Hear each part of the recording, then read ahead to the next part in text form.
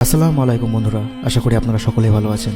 ইমাম মাহদী আগমনের পূর্বে ফোরাত নদীর তীরে স্বর্ণের পাহাড় ভেসে ওঠা কিয়ামতের অন্যতম আলামত। ফোরাত নদী তুরস্ক থেকে সিরিয়ার উপর দিয়ে ইরাকে গিয়ে শেষ হয়েছে। এর দৈর্ঘ্য 2700 কিলোমিটার এবং 90% পানির উৎস হল তুরস্কের মুরাত নদী এবং কাসারু নদী। বিভিন্ন সময়ে তুরস্ক, সিরিয়া ও ইরাক সরকার এখন পর্যন্ত 12টি ছোট বড় বাঁধ নির্মাণ করার কারণে 1999 সালের পরে ফোরাত নদীর পানি আশঙ্কাজনক হারে কমতে শুরু করেছে। হাদিসে বলা হয়েছে ফোরাত নদীর পানি শুকিয়ে স্বর্ণের পাহাড় আবিষ্কৃত হবে। বর্তমান অবস্থার সাথে মিলিয়ে দেখলে বোঝা যায় সেটি খুব দূরে নয়, কারণ গ্লোবাল ওয়াটার ফোরামের গবেষণায় দেখা গেছে ফোরাত নদীর পানি খুব দ্রুত কমে যাচ্ছে। বিশিষ্ট সাহাবী হযরত আবু হুরায়রা রাদিয়াল্লাহু আনহু থেকে বর্ণিত, তিনি বলেন, চতুর্থ ফিতনা হচ্ছে অন্ধকার অন্ধত্বপূর্ণ ফিতনা, যা সমুদ্রের ঢেউয়ের ন্যায় উত্তাল হয়ে উঠবে। আরব অনারবের কোনো ঘর বাকি থাকবে না যেখানে উক্ত ফিতনা প্রবেশ করবে না।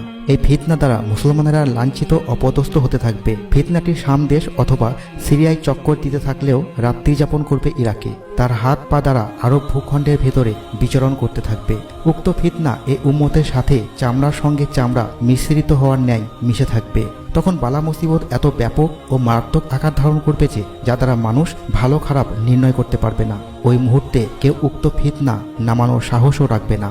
এদিকে একটু শান্তির সুবাতাস বইলেও অন্যদিকে ফিতনা তীব্র আকার ধারণ করবে।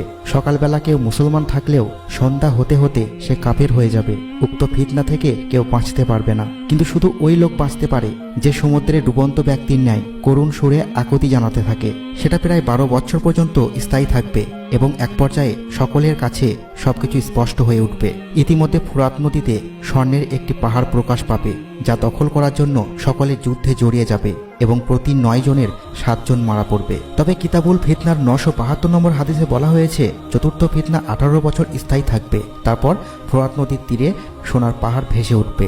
এই মতটি গ্রহণ করেছেন লেবাননের প্রখ্যাত আলেম আল্লামা আলী আল কুরানি। তিনি বলেছেন চতুর্থ ফিতনা 18 বছর স্থায়ী থাকবে, তারপর ফোরাত নদীতে সোনার পাহাড় ভেসে উঠবে। হযরত আরতাদ রহমতুল্লাহি আলাইহি থেকে বর্ণিত, তিনি ইরশাদ করেন যে যখন তুরস্ক, আমেরিকা এবং রাশিয়া দামেস্কের এক প্রান্তরে জমায়েত হবে এবং দামেস্কের মসজিদের পশ্চিম প্রান্তে আর একদল ভূপাতিত হবে, তখনই সিরিয়াতে আবকা, আসহাব এবং সুফিয়ানদের 3টি ঝান্ডা প্রকাশ পাবে। দামেস্ক এলাকাকে জৈনেক লোক অবরুদ্ধ করে রাখবে। এক পর্যায়ে সেই লোক এবং তার সাথীদেরকে হত্যা করা হলে বনু সুফিয়ান থেকে আরও 2 জন লোকের আত্মপ্রকাশ হবে। তখন যেন দ্বিতীয় বিজয় পাওয়া গেল। অতঃপর যখন আবকা গোত্রের লোকজন মিশর থেকে এগিয়ে আসবে, তখনই সুফিয়ানি তার সৈন্যদের সাহায্যে তাদের সামনে আত্মপ্রকাশ করবে। আমেরিকা এবং তুরস্ক মিলে কিরকিসিয়া নামক স্থানে তাদেরকে হত্যা করবে এবং তাদের মাংস দ্বারা জঙ্গলে বাঘ ভালুকরা তৃপ্ত হবে। সিরিয়ার কিরকিসিয়া নামক স্থানে যখন স্বর্ণের পাহাড়টি ভেসে উঠবে, তখন সিরিয়ার প্রথম সুফিয়ানি ক্ষমতায় থাকবে।